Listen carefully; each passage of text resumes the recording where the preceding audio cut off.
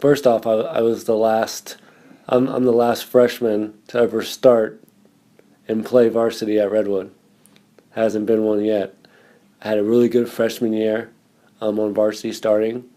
Going into my sophomore year, I was ranked in the top 10 in Northern California as in the Bay Area top 10, and with players like Ray Young, who had a full ride to UCLA his senior year. I was on the board with some players like that.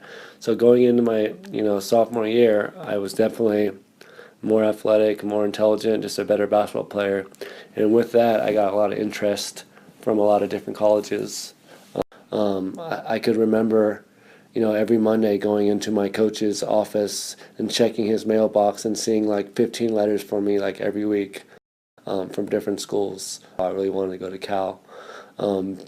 Ben Braun, the head coach of Cal, saw me play a couple times as a sophomore, and he always told me, yeah, I got my eye on you, and just, keep it going, and, the sky's the limit.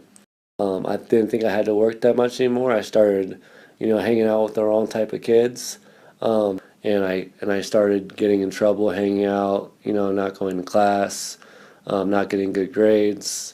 I kind of just take it for I thought it was going to be handed to me since I was so revered and people thought I was so great, and it definitely wasn't handed to me. I ended up being ineligible my junior year to even play basketball, and so every single college that was sending me letters and looking at me, they learned, oh, he wasn't eligible to play, and so all those letters stopped like immediately. It was crazy. It was crazy how it stopped so sudden.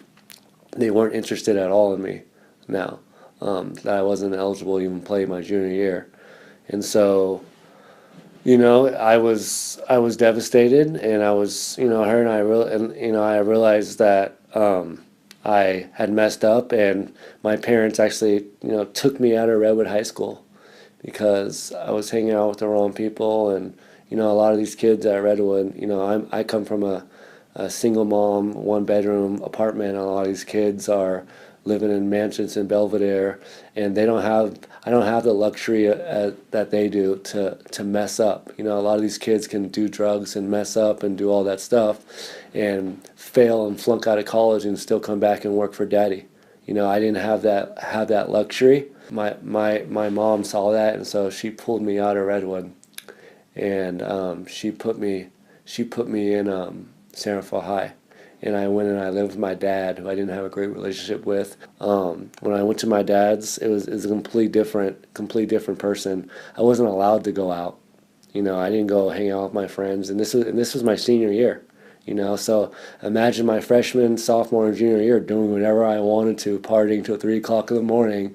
The man. Then my senior year, where I am basically a man, 18, I couldn't even go hang out with people. I had to go to class, go to practice, go home. And so by the time high school was over, my schooling got a lot better. I got like a B average, opposed to my junior year where I got F's and D's. I got like a B average. I still wasn't getting looked at by any colleges again. And here's the thing: if you're really good, but you don't have good grades, and then there's a kid over here who's really good, but he has good grades, who are they going to go with?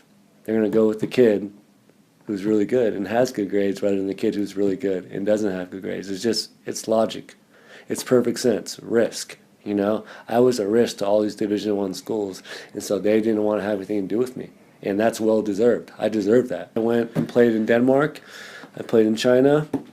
I coached a lot, and here I am now. That's my story.